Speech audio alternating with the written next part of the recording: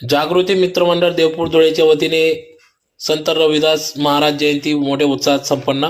याबाबत अधिक वृत्त असे की धुळे शहरातील मोचीवाडा लगत असलेला जागृती मित्रमंडळ असून या मित्रमंडळाच्या माध्यमातून या ठिकाणी श्री संत शिरोमणी गुरु रविदास महाराज जयंती उत्सव दरवर्षी मोठ्या उत्साहात पार पडत असते। तर या ठिकाणी सुरुवातीला सर्व महापुरुषांच्या प्रतिमा पूजन करून दीप प्रज्वलन करून कार्यक्रमास सुरुवात करण्यात आली। तर या ठिकाणी नवनिर्वाचित नगरसेवक यांचा देखील सन्मान सत्कार या ठिकाणी करण्यात आला। तर कार्यक्रमाप्रसंगी जागृती मित्रमंडळचे प्रवीण अकवारे, विनय अकवारे, यशराज अकवारे आदी सर्व पदाधिकारी यांच्या उपस्थितीत सदर या ठिकाणी कार्यक्रम पार पडला। तर यावेळी सर्व समाज बांधव मोठ्या संख्येने उपस्थित होते। संत शिरोमणी गुरु रविदासजी महाराज यांची 649वी जयंती पूर्ण भारतवर्षामध्ये साजरी करण्यात येत आहे। संत रविदासजींचे विचार संपूर्ण देशात रुजावेत ऐसा चाहू राज में जहाँ मिले सबन को अन्न, छोटे बड़ो सब सम बसे रविदास रहे प्रसन्न।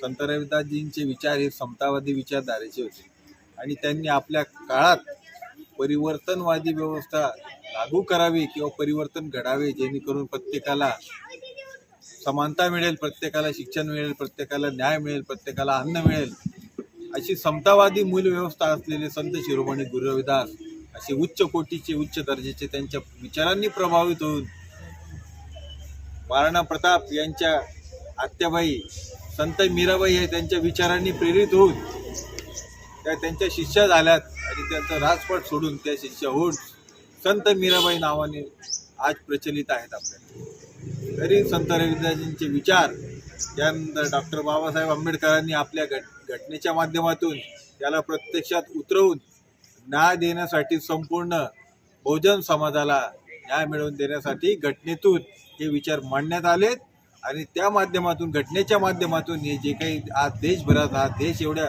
77 वर्षापासून आज एकत्रित एक संघपणे विविधतेने नटलेला जो चाललेला आहे तो डॉक्टर बाबासाहेबांच्या घटनेने चाललेला आहे।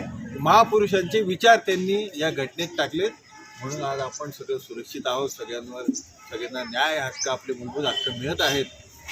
आज या जयंती प्रसंगी आपण महापुरुषांचे विचार आत्मसात करावेत, त्यांच्या विचारावर चालण्याची आपल्या स्वतःशी संकल्प करावा, जेणेकरून आपल्या समाजाची, परिणामी सर्व बहुजन समाजाची प्रगती हो आणि सदा सर्वदा बहुत सब मंगलम, सगळ्यांचं मंगल हो अशी मी शुभेच्छा देतो।